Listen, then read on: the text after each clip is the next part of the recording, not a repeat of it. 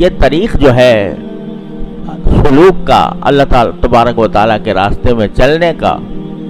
یہ طریق جو ہے یہ ہر وقت چاہتا ہے کہ کچھ بے فکر نہ ہو، بے فکر نہ ہو، بلکہ اللہ تعالیٰ سے مانگتا رہے کہ میں ٹیڑھوں، کیونکہ اس کے نفس کے تقاضے جو ہیں وہ کسی بھی وقت ابھر جاتے ہیں، اللہ بچائے۔ مولانا رومی رحمۃ اللہ علیہ فرماتے ہیں مثنوی میں کہ ایک حکایت بیان فرمائی ہے کہ ایک آدمی جو تھا وہ کہیں جنگل میں لکڑیاں کاٹ رہا تھا، تو سردی کا موسم تھا، تو سردی کے موسم میں لکڑیاں کاٹتے کاٹتے وہ اس میں کہیں ایک وہ اژدہا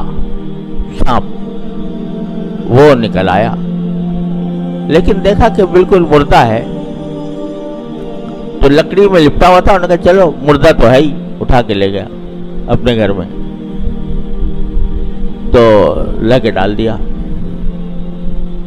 وہ لکڑی کے ساتھ لپٹا ہوا تھا اور بالکل بے حس و حرکت تھا، مردہ تقریباً۔ جب وہاں اپنے گھر لے کر آیا تو وہاں سردی کا موسم تھا، وہاں ذرا گرمائی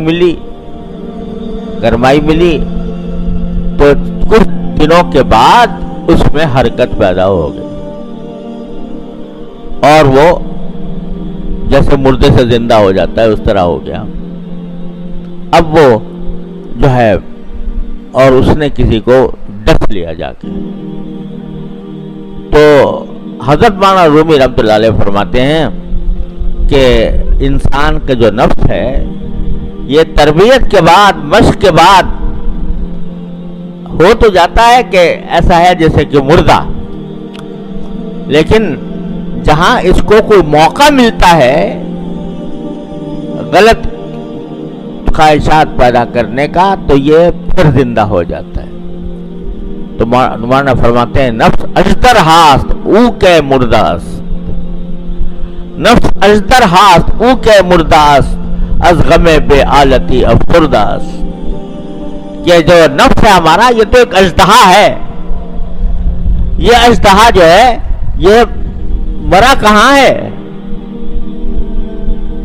البتہ غم بے آلتی افسرداست، البتہ تم نے تربیت کر کے مشق کر کے اس کو افسردہ بنا دیا ہے،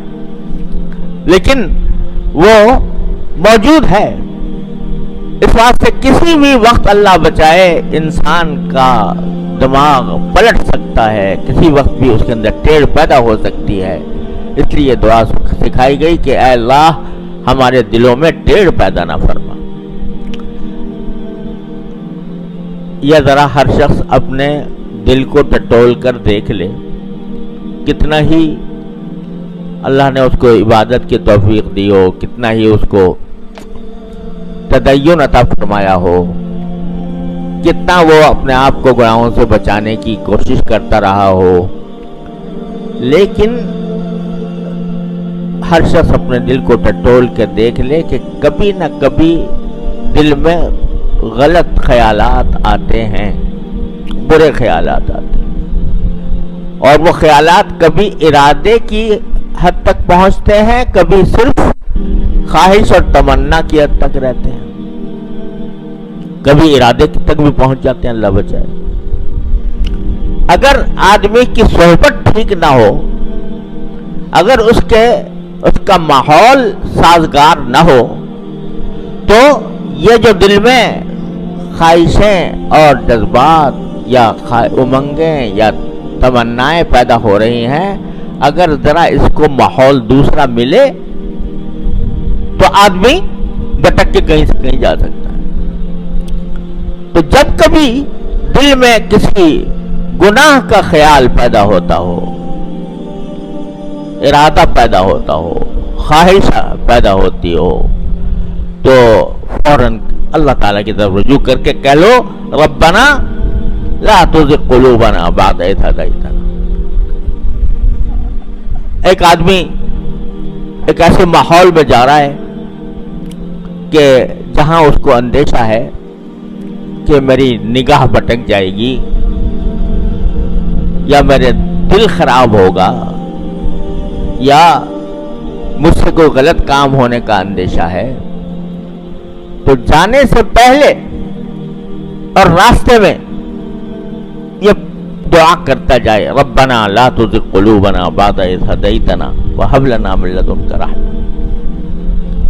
اس میں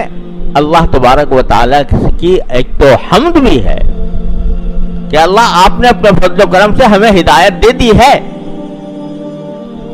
آپ نے اپنے فضل و کرم سے ہمیں ہدایت کا مورد بنایا، یہ آپ کا انعام ہے، آپ کا کرم ہے، ہم اس کا شکر ادا کرتے ہیں، لیکن آئندہ کہیں ہم بھٹک نہ جائیں۔ اب کسی مجلس میں آپ جا رہے ہو،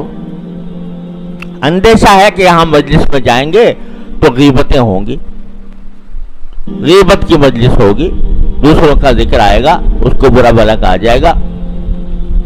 اندیشہ ہے۔ اول تو ایسی مجلس میں جانے سے پرہیز ہی کرے تو آدمی تو بہتر ہے، لیکن بعض اوقات جانا ہو جاتا ہے اور وہاں لوگ مل جاتے ہیں، اندیشہ ہے کہ غیبتیں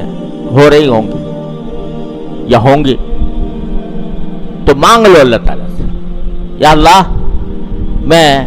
جا رہا ہوں اور مجھے اندیشہ ہے کہ کہیں میں غیبتوں کے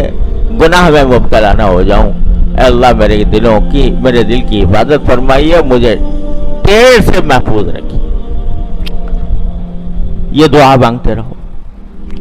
جب کبھی نفس کسی غلط کام کی طرف اس کے دل میں خواہش پیدا ہو، غلط کام کی، ناجائز کام کی، تو فوراً یہ کہہ دو ربنا لا تزغ قلوبنا بعد اذ ہدیتنا۔ اب یہ نسخہ خود بتا دیا نبی اللہ جل جلالہ نے، خود بتا دیا کہ یہ کرو، کیونکہ میرے نیک بندے ایسا کرتے ہیں، ان کی تعریف فرمائی جو کرتے ہیں۔ تو مانگ لو اللہ تعالیٰ سے، یا اللہ میں جا رہا ہوں اور مجھے اندیشہ ہے کہ کہیں میں غیبتوں کے گناہ میں مبتلا نہ ہو جاؤں، اے اللہ میرے دل کی حفاظت فرمائیے، مجھے ٹیڑھ سے محفوظ رکھیے۔ یہ دعا مانگتے رہو، ربنا لا تزغ قلوبنا بعد اذ ہدیتنا۔ اب یہ نسخہ خود بتا دیا نبی اللہ جل جلالہ نے۔ السلام علیکم جی دوستو، آپ نے دیکھا اور سنا شیخ مفتی تقی عثمانی صاحب حفظہ اللہ کو کہ شیخ مفتی تقی عثمانی صاحب حفظہ اللہ کیا بیان فرما رہے تھے۔